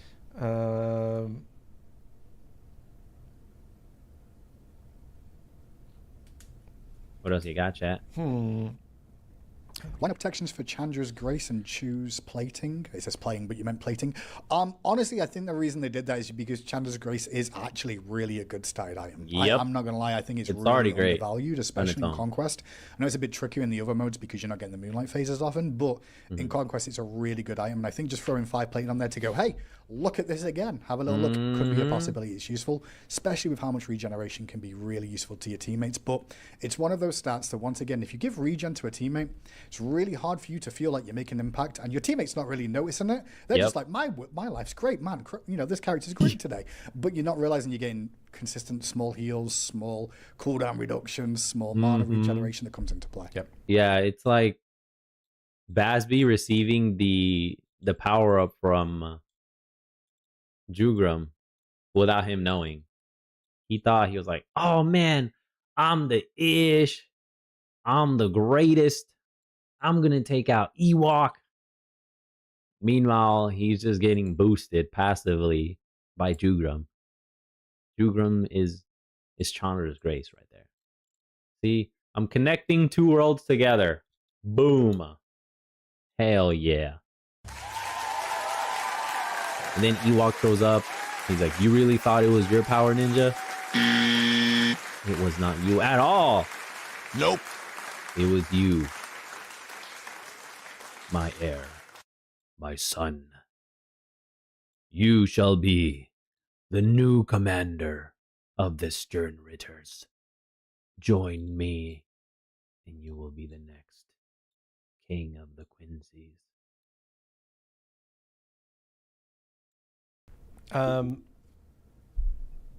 I lost the exact question. Oh, here it was. Can you guys do something about people abusing AI matches to get to rank 10 as part of this Bastet event? So this was something that we have kind of allowed in Smite 2, right? Yeah. We allow you to make progress on masteries while playing versus AI versus, because there is a larger percentage of our player base than you would think that really likes Smite, but mostly plays versus AI. Correct. Right? They'll only play against AI opponents. Really? They won't play PvP versions, and they enjoy the game. Yeah, and they're some of them are vocal members of the community, right? So, hey, shout out to you guys. Congratulations. I didn't even know. You got acknowledged. Hello. Acknowledge me. I am acknowledging you as well. Cool. Interesting. I understand why it's better to play against the bots. Right? At least the bots you're playing against won't be coming out here rage typing you for either no reason or unnecessarily. And I get it, man. I see your point. Well done, AI players. don't want to make it so that like those people just can't participate in the event. Sure. Yeah. And that was our initial thought. And because it had been the way that it has been, we didn't want to like change it before this. Over the last couple of days, there has been a little bit of discussion about this. And we took a look at things internally, right? Yeah. And obviously we've heard the feedback. Yeah, we've heard the right? feedback, right?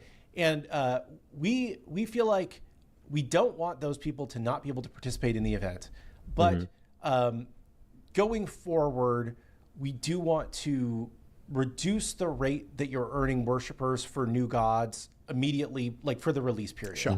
So it's Don't you get more worshipers from playing the game normally though? Because in my experience, the conquest worshipers you gain is the highest by far. And then the other game modes are lower. And the last one I would, if I tiered it, the last one would be getting worshipers from fighting the AIs. You get a little bit. Like if you get, just for simplification, explanation, if you get 20, now let's say 30. You get 30 worshipers for playing in ranked. In the regular modes, you probably get 15 to 20. And then playing against the bots, you get 5 to 10. Right? It's still nowhere near the amount you get from playing against actual people. Right? You'd have to play way more games against bots than against the regular people, humans, the human bots. Right? So unless I'm missing some piece of information that proves the AI rewards is way higher than playing against actual people bots, I still think that's the lowest way to get, lowest and slowest form of obtaining worshipers for a god. That's just me and from what I've experienced. So I don't know why they're complaining. I think it's just people complaining to complain. more of an even rate that you might be getting in normals. So for this all came in like very last minute. So for this update, this Bastet race, it will work the same way that Smite 2 has been working for months and months and months. You'll still be able to get experience or get worshippers versus AI. But starting in the next update, we're probably going to have some kind of a scaling to the amount of worshippers that you earn on new characters in versus AI mode. Makes sense. It makes sense, especially around these, these sort of races that people want to get involved in as well. I think it'd be more interesting once we've done a few of these races, but we'll see how long it's really taking people to hit these rank 10s and who's getting there before, as adjustments get made. But it is on the dock here, it is known, and it is something we're looking at. Yep.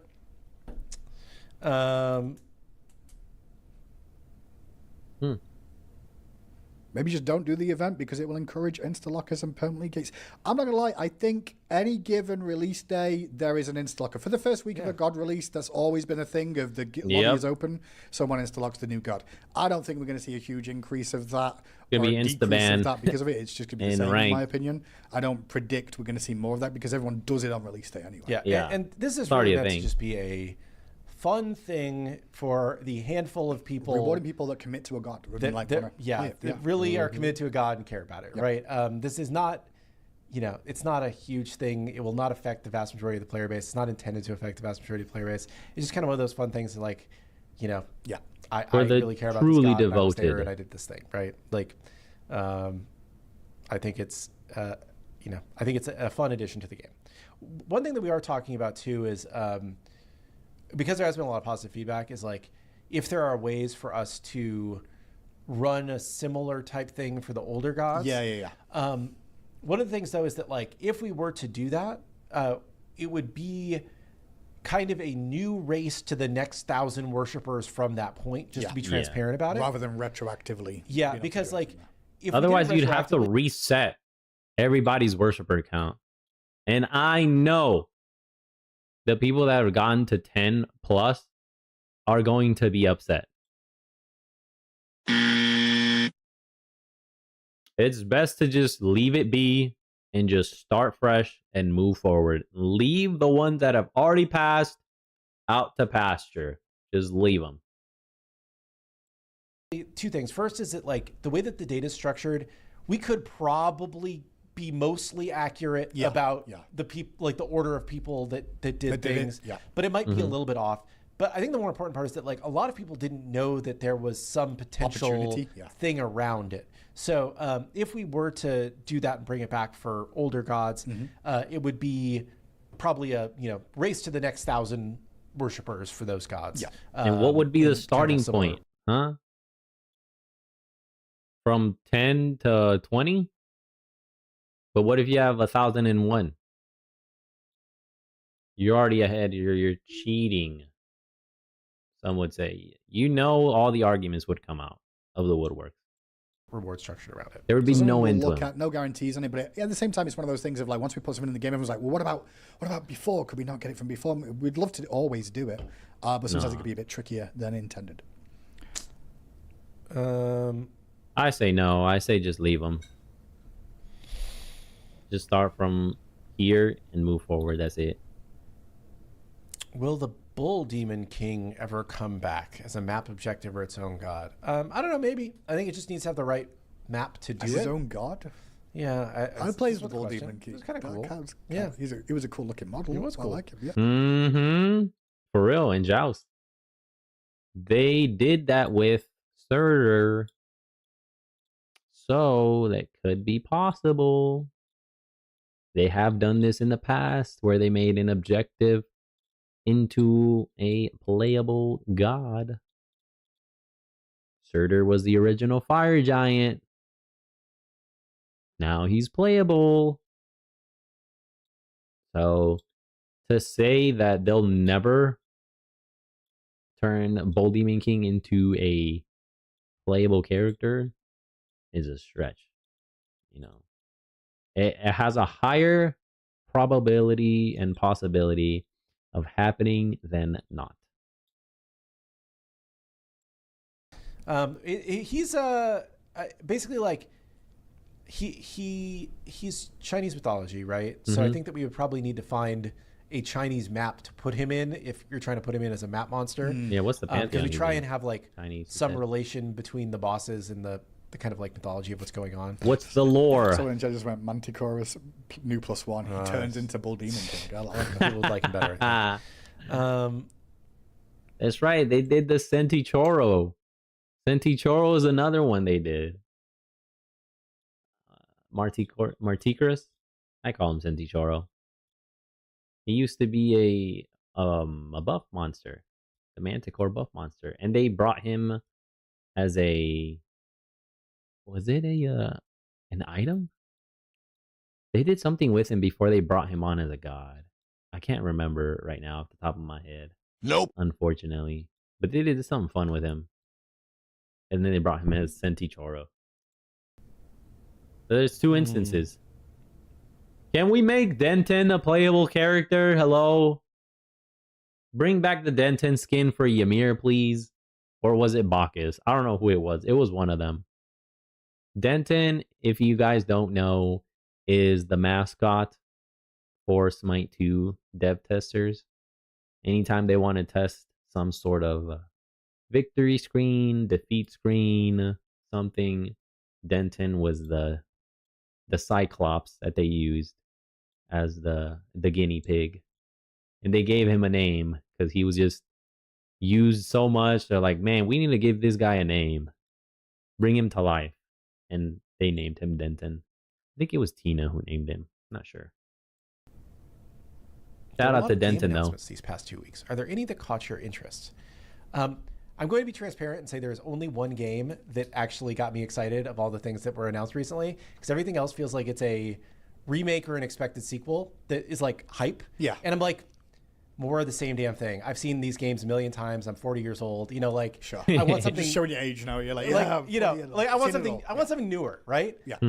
And it's not like a totally New, new young, concept fresh. of the game. But the only thing that I've seen where I was like, that's cool, and I wasn't expecting it, was Magicians, the Devil's Deal. It looks kind of like Dishonored / BioShock. Okay. And I feel like we haven't had a good one of those games in forever. And it's coming from like a different group of people. Some of the people that worked on BioShock, I think. But I think that game looks really cool. Yeah. Played a little bit of caught up with Infinite. any of the games that just like were talked about this week. The only two that in my mind that like I'm waiting on, obviously GTA is sometime I might this start year. in on the later BioShock stuff. I one missed day, out on like I got a really lot into of stuff. RP after a long time ago, and that was really enjoyable. Playing a taxi Growing driver. up. Good times. And then the other As a was young Hell adolescent, Loose Vietnam. young man. But that got a bit of a delay after they did an open beta, so they're the only two I was looking at. It was Egypt. Do you prefer old patch note shows or this current Titan Talk format? I mean, it depends what we're doing. I mean, let's be real. With this current format of what we're doing, we are so fast and so to market in a weird way. In terms of every 2 weeks, it's literally we drop the patch, and then we're already prepping the next patch. Like it's kind of how fast it is. The old shows were great because they were more established. You got to have a bit of a sit down, a little bit more conversation with maybe one or two people, and be able to show you more assets of in game. But for the most part, because we're so fast, it's just more get the content out to you all.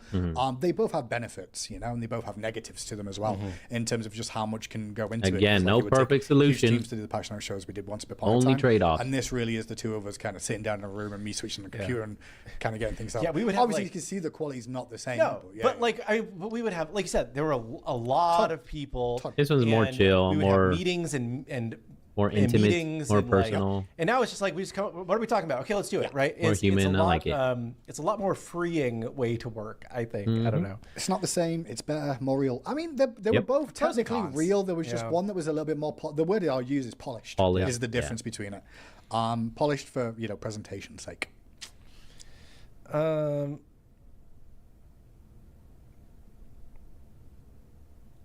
Is it This the one intended that feels we like can't see God's mine nameplate right here. through teleporters? My setup. Through teleporters? You mean during the teleporter? I'm guessing.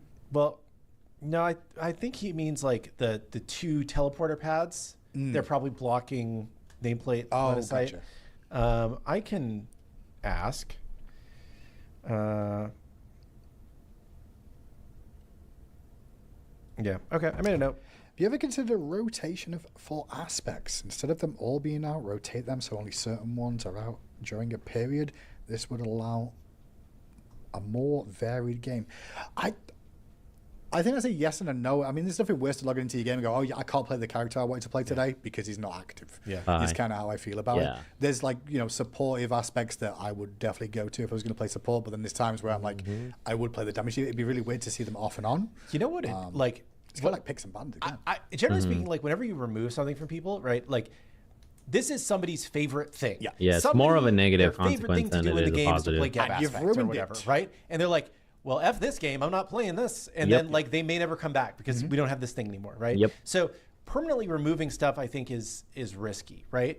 One thing that you could do, which does have similar risks, is do kind of like a hot zone bonus thing where it's like, okay, for this patch, you're going to earn double worshippers if you're playing these 10 aspects or whatever, right? Okay. But then if you do something like that, then you're also like making it so it's like, well, it's the wrong thing to not play these other ones. And I'm doing it even though I don't really want to. And I see this as the meta. And it's just like, anything that we try and do that like controls what people are playing, people generally hate. Even if it's meant to be like a positive thing. Yeah, don't try to enforce your own control over others, man. Nope. Can we get an attack damage tier 1 item? You already do a lot of basic attack damage. I have a feeling it would just be really good, or else it would be like 2 attack damage, and you would, I don't think that the number could be very high. In order for it to not have similar problems to the strength. The issue. Yeah, the strength starters that we're talking about. It'd be higher than 2. I'm exaggerating, but I don't know if it would be a big enough number that people would want to buy it. If it was balanced. He's a DPS loony guy.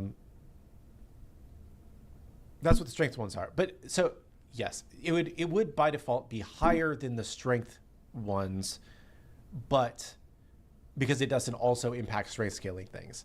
But I still feel like, I guess what I'm saying is like, for you to want to buy it over the strength one, I think it would need to be pretty higher than that. And I think that it would not be good for the game if it was much higher than that. Someone else says, the dev team opposed to bringing back Iqval or Fail Not. I don't think the dev team overall is against bringing back anything that makes sense, is what I will say there. Because there's definitely items in the past that maybe you don't want to bring back that may cause issues, but I don't think anything's technically off the table. And maybe, different devs and different people will have different opinions of what's good versus what's bad of bringing back. E-staff, bring back E-staff when? And seems to fit.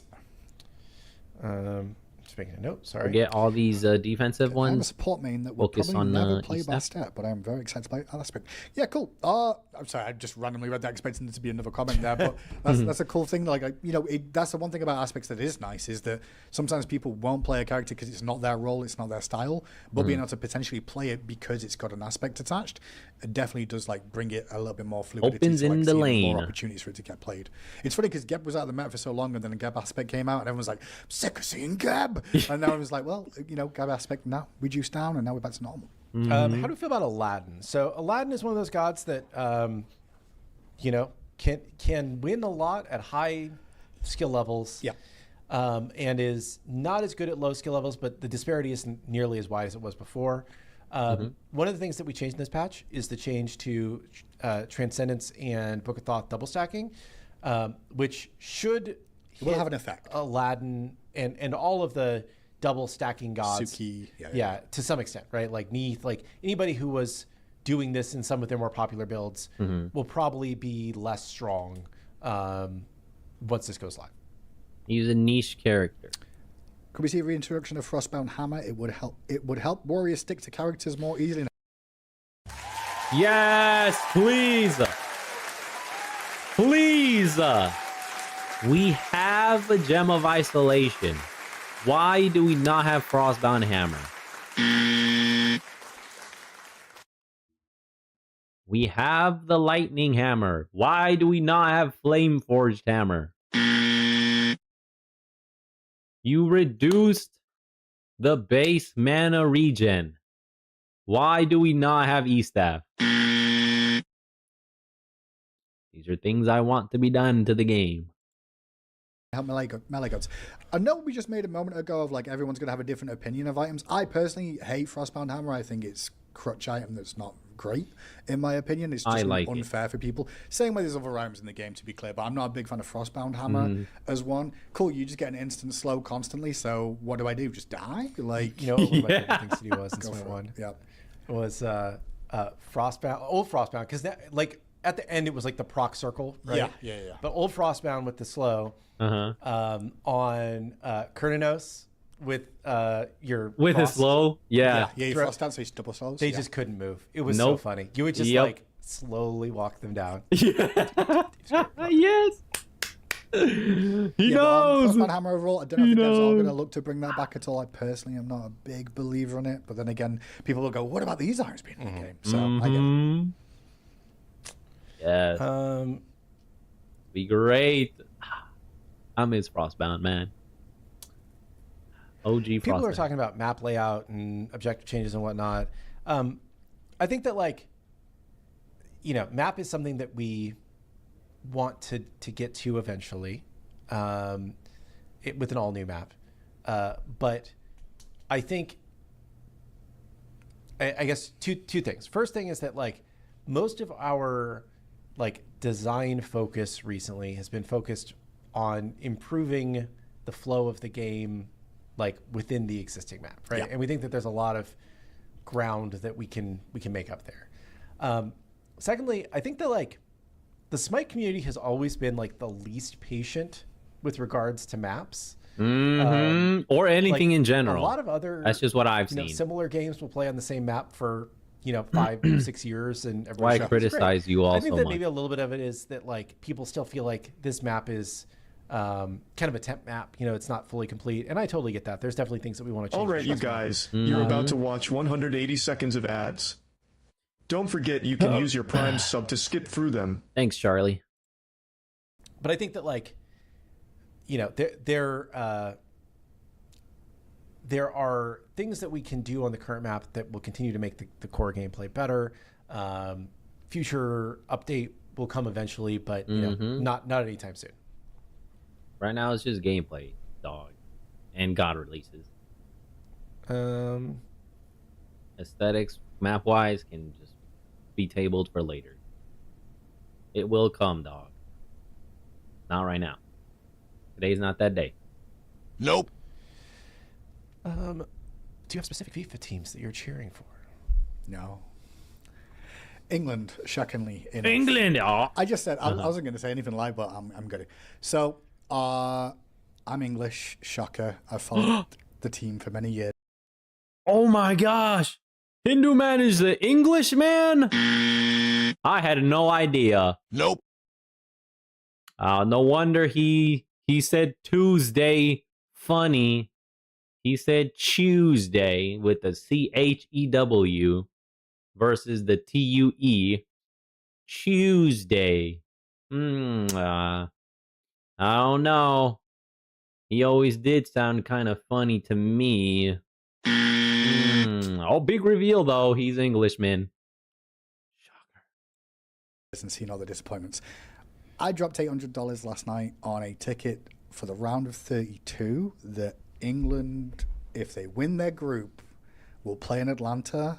Oh, okay. And it's like the weirdest gamble I've taken of, like, I'm getting it now because the tickets are so expensive and they're just going to go up. But now I've got to risk England winning the group, which should be likely, but knowing England, we're not going to do it now. That's my team. Well, I'm wishing you the best on that. You'll know within a week, let me tell you, because the first good luck. The most talent. So good luck, We'll see if it's coming home, literally. Yeah. We love that joke. Don't they have Harry? Harry's the lead player, right? Are you rooting for US? Are you watching much? Harry something? Yeah, I mean, I will be rooting for US and Italy. Italy too? Okay. Yeah, because I'm Bad news, they didn't make it. Oh, they didn't make it. Okay, say it. Then I was like, just yeah. I literally.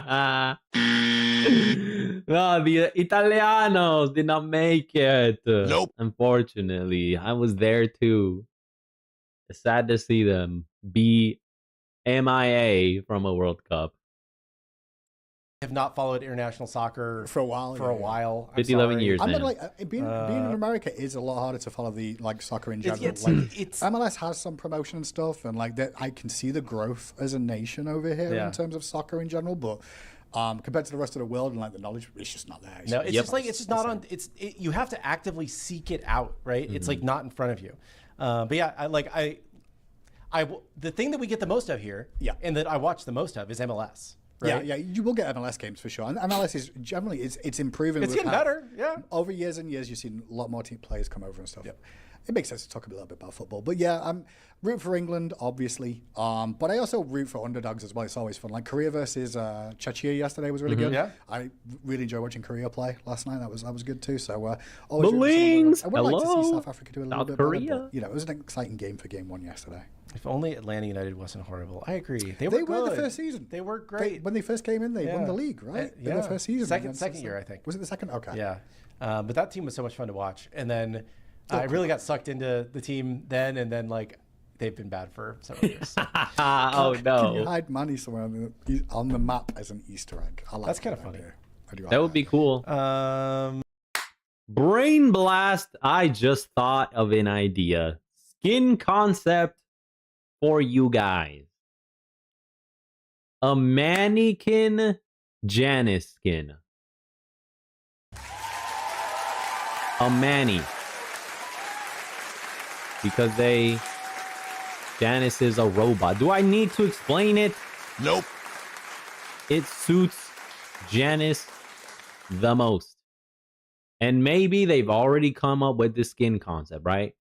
They have the crash test dummy Janice skin. Why not create a mannequin skin for him as well? Right? Also, there is the creepy Izanami doll skin. So maybe she could get the mannequin one too.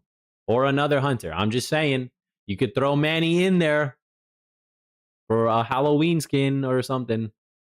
Let him cook. I'll take royalties. Titan Forge, high res. You're welcome. It is nearly 2 o'clock. Okay. So it is time for one more question. I feel like we're stalling Here we go. there, and I'm like, well, we might as well do it now because it's going to take a minute for us to find another one. Yeah, I wasn't really stalling. I was more trying to read some of these questions. They're just like some of them are they're lengthy. Hate watch for Canada is going to be great. Why are you hate watching Canada? That's crazy. Oh, any info about fixing Rat's dash targeter with the acorn? That is going to be fixed in the next update. It's just on the patch notes. That was something we did. Like, there's a lot of little things that we always do in every update that we just don't. When we do the overview shows like these, we really just kind of recap the balance for the most part. Yeah. And then by the Monday, Tuesday of the release, we have the extra notes of like what the bug fixes have gone in there. I know there's been some audio adjustments as well towards Loki, things like that people like were requesting and had noticed in the game too. So all those things. Yep.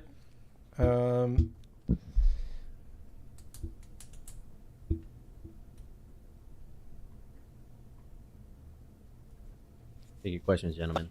What's the most reasonable but specific complaint you have heard? I don't know if I have all time. Yeah. I don't know if I have a specific one, but I think that's usually like reasonable. Somebody that is very affected by some obscure bug that is not affecting that we've never seen before. Yeah. And they're like, why the hell have they not fixed this? It's been in the game for forever. Yada yada yada. Yeah. And it's like, this is a bug that only specifically like two people maybe. Yeah, maybe two people are seeing, and we didn't know about it until you complained about it. And then it's like, just a problem. We'll try and get it fixed, but it's not. I think that's most of the very reasonable upset, but but that's that kind of thing. That's fair. I think sometimes it's along those lines. There's nothing specifically one specific situation, but there's times like on a Saturday people will report a bug, and the Monday they're like, why has it not been fixed yet? And I'm like, guys, it was literally the weekend. We've just got it. We are on the case. It's going to get worked on. Yep. But that just come into play. Impatient as ninjas. Impatient.